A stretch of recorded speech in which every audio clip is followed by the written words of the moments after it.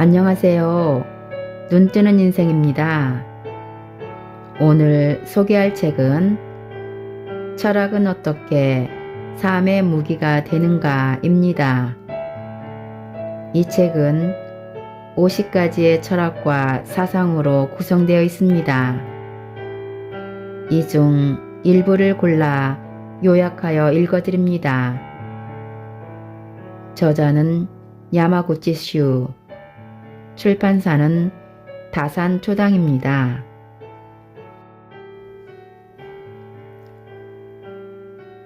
르상티망은 한마디로 시기심이라고 할 수 있다.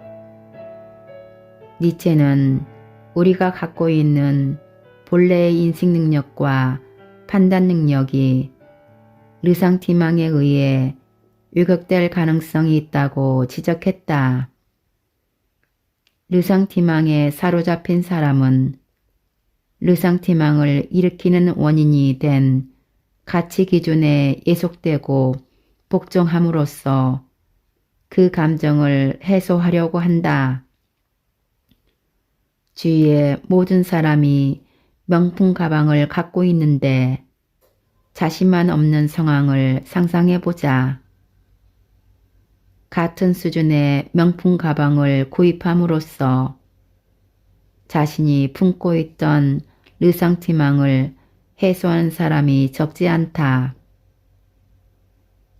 이번에는 르상티망의 원인이 된 가치 판단을 뒤바꾸려는 사례를 살펴보자.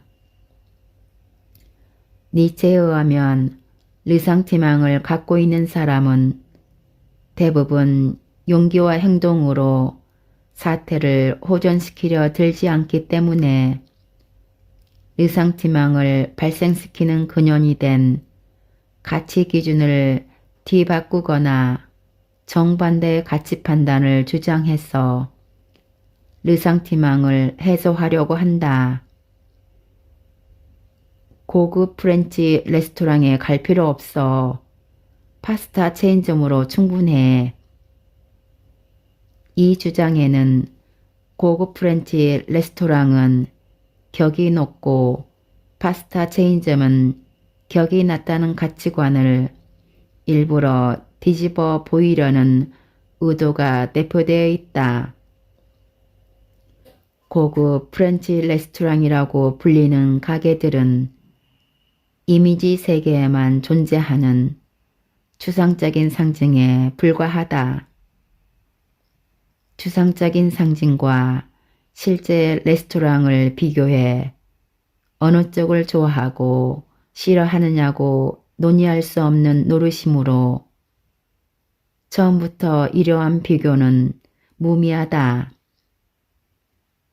노동자는 자본가보다 뛰어나다고 주장한 공산당 선언도 같은 맥락에 있다.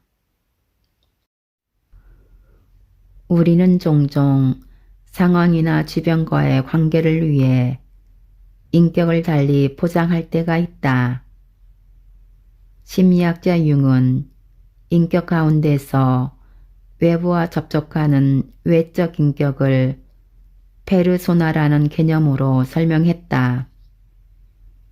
페르소나는 원래 고전극에서 배우가 사용하는 가면을 뜻하는데 융은 페르소나를 인간이 어떠한 모습을 밖으로 드러내는가에 관한 개인과 사회적 집합체 사이에서 맺어지는 일종의 타협이라고 정의했다.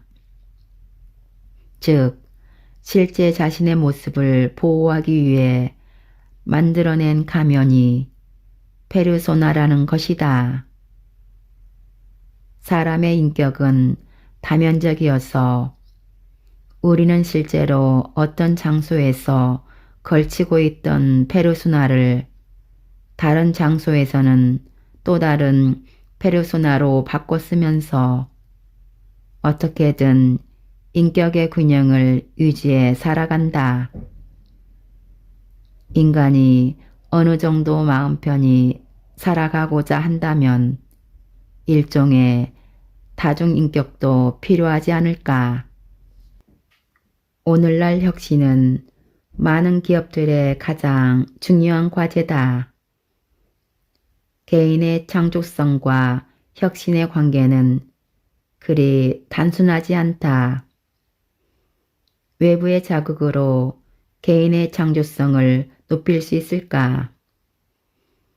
이 문제를 고찰하기 위해 1940년에서 1950년대에 독일의 심리학자 카를 둔커가 제시한 촛불 문제를 다루어 보고자 한다. 촛불 문제란 테이블 위에 촛농이 떨어지지 않도록 초를 벽에 붙이는 방법을 생각해내는 것이다. 압정이 들어있는 상전을 압정 상자에서 촛불 받침으로 용도를 바꾼다는 작상을 이끌어내야 풀 수 있다. 이렇게 발상을 전환하기는 상당히 어렵다. 이 문제에 도전한 성인의 대부분은 약 7분에서 9분 만에 아이디어를 생각해냈다. 프린스턴 대학교의 샘 글러스버그 교수는 이 촛불 문제를 인간의 다른 측면을 밝혀내기 위한 실험에 이용하여 흥미로운 결과를 얻었다.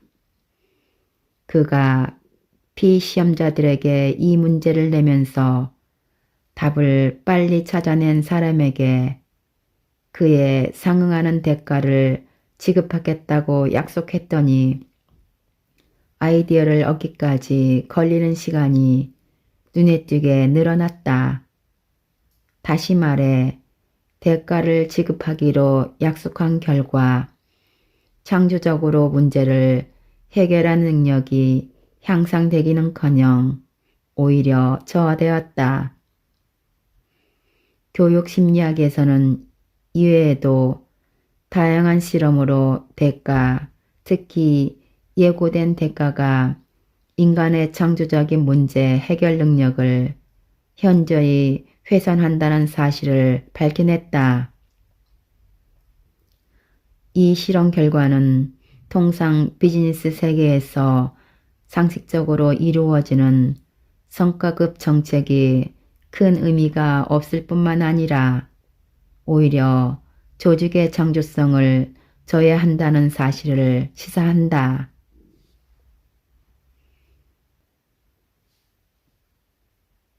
전철을 타면 눈에 들어오는 사람들의 절반은 스마트폰을 들여다보고 있다. 그 가운데 절반은 소셜미디어를 접하고 있을 것이다. 사람들은 왜 그토록 소셜미디어에 빠져드는 걸까? 다양한 답을 생각할 수 있겠지만 여기서는 뇌의 대가리라는 측면에서 고찰해 보려 한다. 스키너는 다음 4가지 조건을 설정하고 쥐가 어떤 조건에서 손잡이를 더 많이 누르는지 실험했다. 첫 번째, 고정 간격 스케줄. 손잡이를 누르는 것과 관계없이 일정한 시간 간격으로 먹이가 나온다. 두 번째, 변동 간격 스케줄. 손잡이를 누르는 것과 관계없이 불규칙적인 간격으로 먹이가 나온다. 세 번째, 고정 비율 스케줄. 손잡이를 누르면 반드시 먹이가 나온다. 네 번째, 변동 비율 스케줄. 손잡이를 누르면 불확실하게 먹이가 나온다.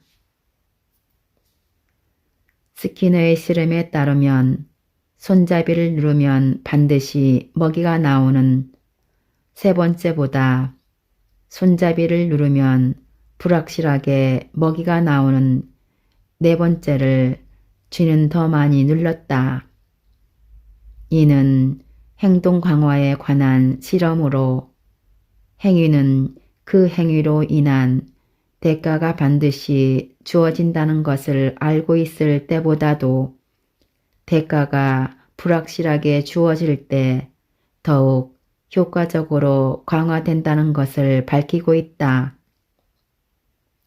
소셜미디어가 사람에게 주는 대가는 바로 도파민이다. 메시지 수신을 알리는 표시가 뜨면 내용을 확인하지 않고는 견딜 수가 없다. 이러한 행위를 도파민의 조화라고 한다. 도파민은 각성, 의욕, 목표, 지향, 행동 등을 유발하며 그 대상에는 물질적 욕구만이 아니라 음식이나 이성 등 추상적인 개념, 즉 근사한 아이디어와 새로운 식견도 포함된다. 도파민 시스템은 예상하지 못한 일에 직면하면 자극을 받는다. 트위터나 페이스북, 문자 메시지는 예측할 수 없다. 이들 미디어는 변동 비율 스케줄로 움직이기 때문에 사람의 행동을 강화하는, 즉 반복해서 행동하게 하는 효과가 매우 크다.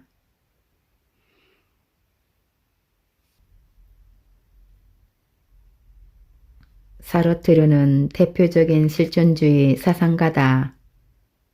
실존주의는 나는 어떻게 살아야 하는가, 즉 하우의 물음을 중시한 입장이다. 이 물음에 사르트르는 앙가주망하라 라는 답을 제시했다. 앙가주망은 주체적으로 관계한 일에 참여한다는 뜻이다. 그렇다면 무엇에 참여하라는 것일까? 사르트르는 첫 번째는 우리 자신의 행동이라고 했고 두 번째는 세계라고 했다. 우리는 자신의 능력과 시간, 즉 인생 자체를 사용해 어떤 계획을 실현하는데 이때 우리에게 일어나는 일은 모두 그 계획의 일부로 받아들여야 한다. 사르트르는 사람의 인생에서 우발 사건 같은 것은 존재하지 않는다 라고까지 이야기했다. 그 예로 들었던 것이 전쟁이다. 사르트르는 전쟁을 인생의 외부에서 닥쳐온 사건으로 여기는 것을 잘못이라 보았다. 전쟁은 나의 전쟁이 되어야 한다. 남들의 이목을 생각하거나 단지 겁이 많아서 혹은 가족과 나라를 지키고 싶다는 주체적인 의지로 이 전쟁을 받아들인 것이다. 다른 선택도 할 수 있었지만 그렇게 하지 않고 받아들인 이상 그것은 자신의 선택이다. 외부의 현실은 우리가 어떤 시도를 하느냐에 따라 혹은 하지 않느냐에 따라 그러한 현실이 된 것이므로 외부의 현실은 곧 나의 일부이고 나는 외부 현실의 일부다. 그런데 실제 상황은 어떤가? 사르트르는 우리의 목표가 자신의 존재와 자유를 명확히 인식하고 그 가치를 인정하는 것인데도 많은 사람이 그 자유를 누리지 못하고 사회와 조직이 지시한 대로 행동하는 고지식한 사고에 갇혀 있다고 지적했다. 그의 말대로 직업 같은 건 자유롭게 선택하면 될 텐데도 그 자유를 견디지 못하고 취직 인기 순위의 상위에 올라 있는 회사만 원하는 것은 전형적인 융통성 없는 사고다. 사르트르는 조직과 사회가 들이대는 척도를 보며 자기 기만에 빠지지 않고 완전한 자유 속에서 자신의 인생을 예술 작품처럼 창조해내야만 자신의 가능성을 깨달을 수 있다고 역설했다.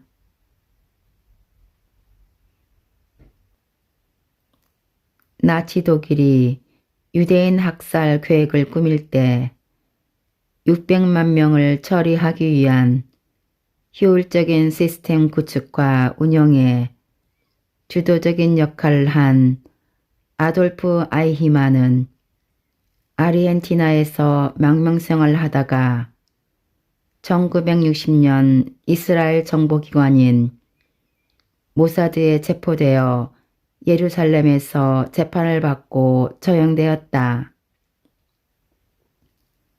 아이히만의 재판을 방청한 철학자 한나 아렌트는 이러한 그의 모습을 책에 기록했다. 아렌트는 이 책의 부제를 악의 평범성에 관한 보고서라고 붙였다. 악의 평범성이라니 기묘한 부제가 아닌가. 이는 우리가 일반적으로 생각하는 악의 유치와는 완전히 다른 것이다. 아렌트는 아이히만이 유대 민족에 대한 증오나 유럽 대륙에 대한 공격심이 아니라 그저 단순히 출세하기 위해서 자신에게 주어진 임무를 충실히 수행하고자 그 무서운 범죄를 저지른 경위를 방청하고 나서 최종적으로 이렇게 정의했다.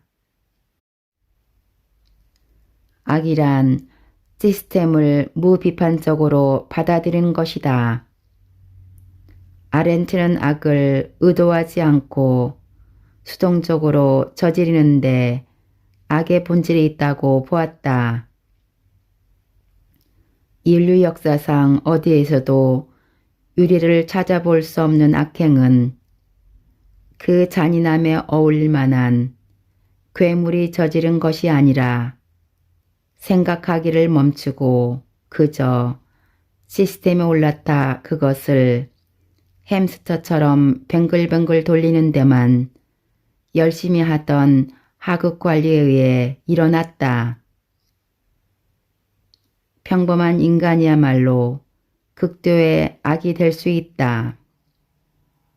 스스로 생각하기를 포기한 사람은 누구나 아이히만처럼 될 가능성이 있다.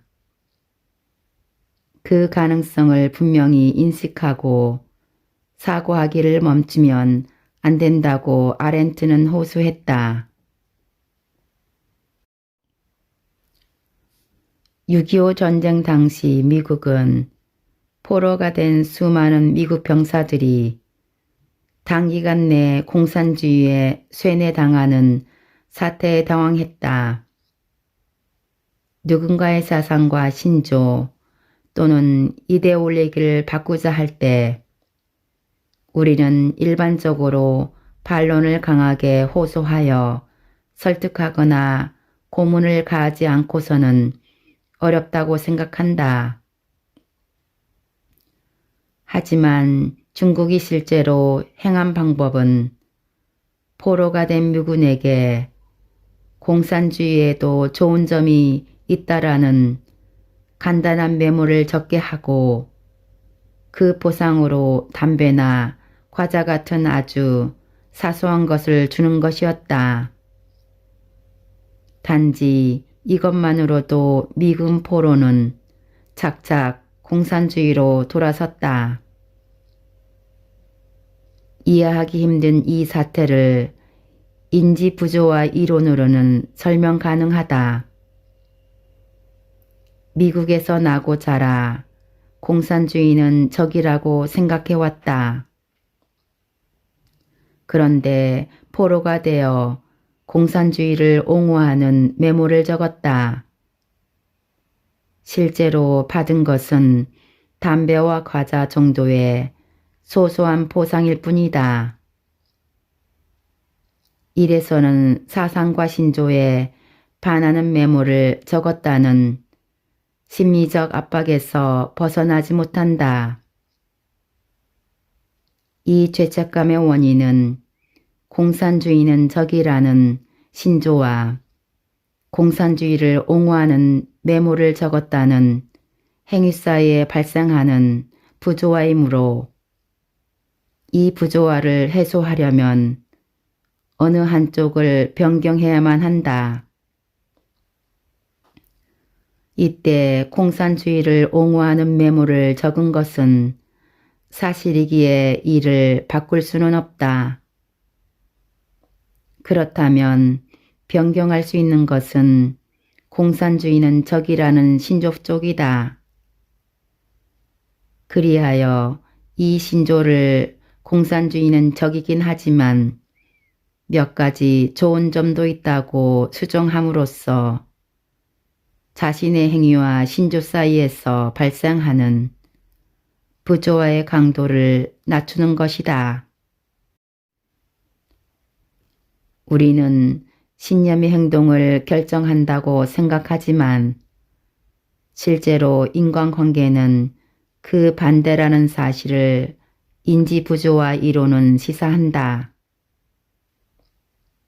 외부 환경의 영향을 받아 행동이 일어나고 나중에 그 행동에 합치되도록 의사가 형성된다. 다시 말해 인간은 합리적인 생물이 아니라 나중에 합리화를 도모하는 생물이라는 것이 페스팅어가 내놓은 답이다. 사실과 인지 사이에 발생하는 부조화를 해소하기 위해서 인지를 바꾸는 일은 인간관계에서도 자주 볼 수 있다. 좋아하지도 않는 이성이 이것저것 염치 좋게 부탁하는 바람에 마지못해 도와주다가 좋아하게 되는 경우도 인지 부조화가 빚은 결과로 생각할 수 있다. 자신이 도와주고 있다는 사실은 변경할 수 없으니 대신에 부조화를 해소하고자 좋아하지 않는 감정을 조금은 호의가 있을지도로 바꿔버린다. 페스팅어에 따르면 사회 압력이 행동을 일으키고 행동을 정당화, 합리화하기 위해 의식과 감정을 적응시키는 것이 바로 인간이다. 부하에게 사랑받는 리더와 부하가 두려워하는 리더 중 어느 쪽이 더 뛰어난 리더일까? 마키아벨리는 군주론에서 부하가 두려워하는 리더가 되어야 한다고 단호하게 주장했다. 군주론을 알기 쉽게 정리하면 어떠한 수단과 비도덕적인 행위라도 결과적으로 국가의 이익을 증진시킨다면 그것은 허용된다는 것이다. 매우 극단적인 내용이기는 하지만 마키아벨리가 이러한 지론을 전개한 데는 그 시대라서 가능했던 특수한 배경이 있었다. 당시 피렌체는 주변의 여러 강국으로부터 간섭을 받고 있었다. 피렌체의 군사력은 강국들에 비해 훨씬 취약했기에 당시 외교관이었던 마키아벨리는 10년 이상에 걸쳐 국가와 도시들을 방문하여 어떻게든 공화국을 지키려 있는 힘을 다해 노력했다. 그런 가운데 마키아벨리는 체살의 용기와 지성, 능력, 특히 결과를 위해 비정한 수단도 불사하는 자세에 큰 감명을 받았다. 그는 오직 도덕적이고 인간적이었기 때문에 전쟁에는 약했던 피렌체의 지도자들이 제살의 사고방식과 행동 양식을 배우길 바랬다. 한 가지 주의해야 할 것이 있다. 마키아벨리는 어떠한 비도덕적인 행위도 권력자에게는 허용된다고 주장한 게 아니라는 사실이다. 마키아벨리는 더 나은 통치를 위해서는 비도덕적인 행위도 허용된다고, 즉 그 행위가 더 나은 통치라는 목적에 부합한다면 인정받을 수 있다고 한 것일 뿐이다. 그도 미움을 사고 권력 기반을 위태롭게 하는 부도덕성은 어리석은 행위라고 비판했다. 구체적으로 예를 들자면 마키아벨리는 군주가 다른 국가를 정복할 때는 필요한 개혁을 단번에 과감히 단행하여 날마다 계속해서 원망을 받지 않도록 하라고 주의를 주었다. 이 지적은 구조 조정을 할 때 초기 단계에서 대규모로 단행해 버리는 편이 여러 번에 걸쳐 조금씩 고통을 주는 소규모 구조 조정보다 순조롭게 진행된다는 기업 재생의 철칙에도 부합한다. 즉, 마키아벨리는 부도덕하라고 한 것이 아니라 냉철한 합리자가 되라고 조언한 것뿐이며, 때때로 합리성과 도덕성이 부딪힐 때 합리를 우선적으로 할 것을 강조했다. 마키아벨리는 비즈니스든 사회조직이든 혹은 가족 안에서든 장기적인 번영과 행복에 책임감을 갖고 있는 리더는 과감히 결단을 내리고 행동해야 할 때가 있다는 사실을 가르쳐준다.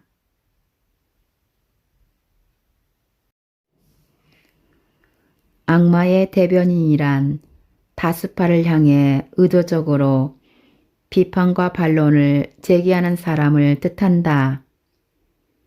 정개구리 기질이 있어 다수파의 의견에 반대한다는 뜻이 아니라 의식적으로 이 같은 역할을 맡는다는 의미이다.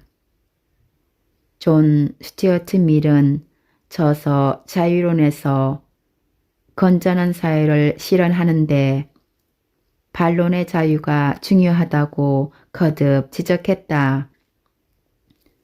자신의 의견에 반박하고 반증할 자유를 완전히 인정해주는 것이야말로 자신의 의견이 자신의 행동 지침으로서 옳다고 내세울 수 있는 절대적인 조건이다. 오늘날 조직에서 의견 교환이 기탄 없이 오가면 오갈수록 의사결정의 질이 높아진다는 사실이 수많은 실증 연구에서 밝혀졌는데 밀은 무려 150년 전에 그 사실을 확신했다. 조직론에 관한 수많은 연구에서 다양한 의견에 따른 인지 부조화가 질 높은 의사결정으로 이어진다는 사실이 나타났다. 요컨대 아무리 지적 수준이 높은 사람이라도 비슷한 의견이나 지향성을 가진 사람들이 모이면 지적 생산의 질은 더 낮아진다. 이때 필요한 존재가 바로 악마의 대변인이다. 악마의 대변인은 대수롭지 않은 일을 세세하게 캐내어 결점을 찾는다. 이 결점을 통해 그때까지 간과했던 문제를 깨달음으로써 빈약한 의사결정으로 흘러가지 않도록 막는다. 악마의 대변인이 극히 중대한 국면에서 효과적으로 기능을 발휘한 사례로 쿠바 사태를 꼽을 수 있다. 임기 2년차를 맞이한 존 F. 케네디 미국 대통령은 소련이 쿠바의 핵미사일 기지를 건설 중이라는 사실을 연락받았다. 케네디 대통령은 대응책을 검토하기 위해 외교와 군사 전문가뿐만 아니라 쿠바의 상황에 정통한 상사원 등 다양한 분야의 인재를 소집해 국가안전보장회의 집행위원회를 결성했다. 사태는 매우 심각했으며 시간도 무한정 이해할 수 없는 상황이었다. 쿠바의 핵미사일 공격은 최소 8천만 명의 미국인을 죽음으로 몰아넣게 될 것이 확실했다. 케네디 대통령은 참가자들이 자신의 전문 분야에만 발언하고 자신보다 전문 지식을 갖췄다고 생각하는 사람에게는 반론을 하지 않는 관료적인 태도로 이 문제를 다루지 말고 미국의 안전보장이라는 궁극적인 문제에 모두 적극 대응하라고 지시했다. 또한 법무부 장관 로버트 케네디와 대통령 고문인 테드 소렌슨에게 회의에서 악마의 대변인 역할을 맡을 것을 명했다. 케네디는 이 두 사람에게 회의 중에 나온 제안들의 약점과 위험 요소를 찾아내 그 내용을 자신과 제안자에게 철저히 규명하라고 했다. 논의를 시작했을 당초에는 미사일로 선제 공격을 하는 방법밖에 없다는데 의견이 모이는 듯 했지만 논의 개시 후 하루가 지난 저녁에 격리 또는 해상 봉쇄 아이디어가 나왔다. 다음 날에 로버트 맥나마라 국방장관이 해상 봉쇄에 찬성하는 쪽으로 돌아서자 장과위원들은 선제 공격 지지파와 해상 봉쇄 지지파로 완전히 나뉘었다. 대통령은 선제 공격 지지파와 해상 봉쇄 지지파의 두 그룹으로 구성원들을 나누고 각각의 권고를 대통령에게 제안하도록 지시했다. 그날 오후부터 두 그룹이 권고안을 교환하여 상대방의 계획안을 정밀하게 심사한 뒤 서로 비판한 자리가 마련되었다. 이 토론 후에 각각의 그룹은 상대 그룹의 비판을 수용하여 방안을 다시 검토하고 수정하는 작업에 들어갔다. 지금까지의 검토 경과를 보고받은 케네디 대통령은 해상 봉쇄 작전을 실시하기로 결단을 내렸다. 케네디 대통령이 이때 악마의 대변인을 투입하기로 결정하지 않았다면 오늘날과 같은 세계의 번영은 어쩌면 없었을지도 모른다. 두뇌가 우세한 인재들이 모여 있을 거라고 기대되는 대기업에서 어처구니 없는 불상사가 발생하는 일이 종종 있다. 기업들이 중대한 의사결정 국면을 맞이했을 때 악마의 대변인을 활용하는 방안을 적극 검토해 보는 것은 어떨까?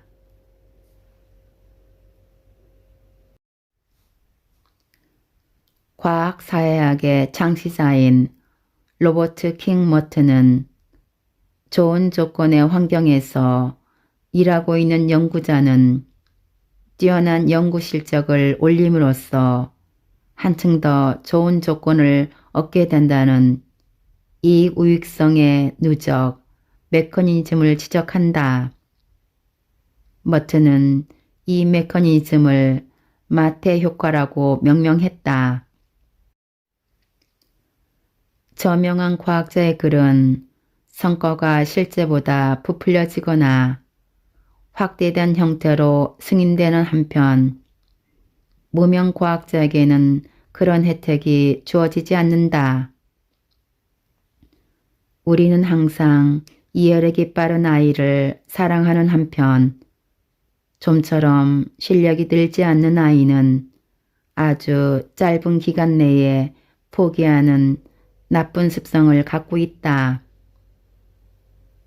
이러한 일이 계속되다 보면 세상 물정에 밝은 쓸모있는 아이만 조직 내에 받아들이게 되고 어느 정도 능숙해지는 데 시간은 걸리지만 본질적으로 사물을 이해하려고 애쓰는 아이, 즉 혁신의 종자가 될 아이디어를 낼 수 있는 사람은 소외시키게 될 가능성이 있다. 이 사실은 우리에게 인재를 키우기 위해서는 초기의 실적 차이를 그다지 의식하지 말고 조금 더 여유롭고 긴 안목으로 사람의 가능성과 성장을 내다보아야 한다는 가르침을 준다. 반취약성이란 외부의 혼란이나 압력에 오히려 성과가 상승하는 성질을 뜻한다. 탈레브가 반취약성 개념을 중요하게 여긴 것은 우리가 예측이 무척 어려워진 시대를 살고 있기 때문이다. 이 반취약성을 경영론에 적용해 생각해보면 어떤 깨달음이 있을까? 탄탄한 경력이란 대형 시중은행이나 인류 대기업 등 인지도 높은 대규모 조직에 들어가 그곳에서 무사히 크게 실패하는 일 없이 순조롭게 출세하는 것이라고 생각하기 쉽지만 그러한 경력이 과연 우리가 생각하듯이 정말 굳건할까? 조직에서 근무하며 그 안에서 줄곧 지내다 보면 자신의 기술이나 지식 같은 인적 자본과 인맥과 평판, 신용 등의 사회 자본이 대부분 기업 내에 축적된다. 그런데 이러한 인적 자본과 사회 자본은 그 조직 사이를 떠나게 되면 그 가치가 크게 떨어진다. 그렇다면 어떻게 해야 할까?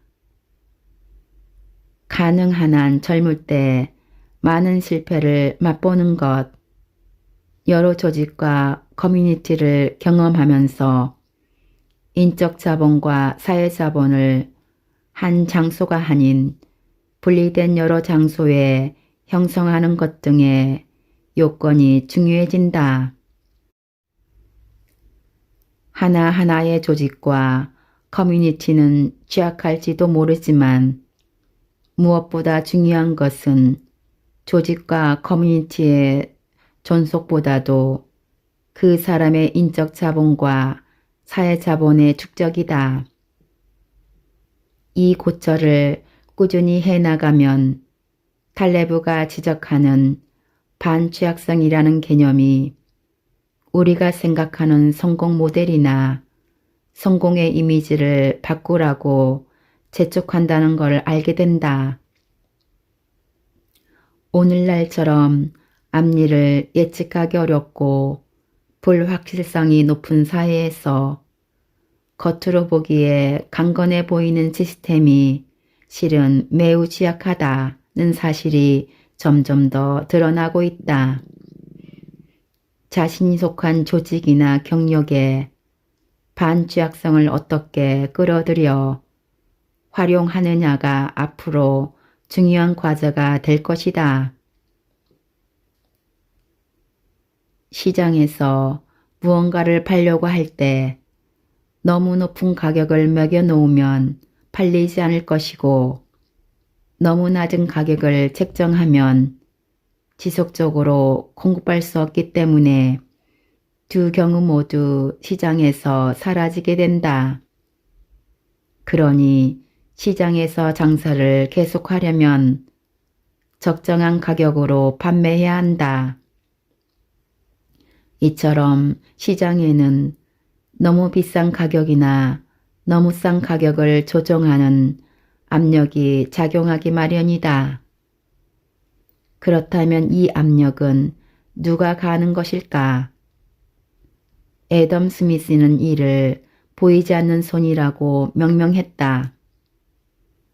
보이지 않는 손에 의해 가격이 조정되어 시장 전체의 거래량은 중장기적으로 최대화된다는 것이다.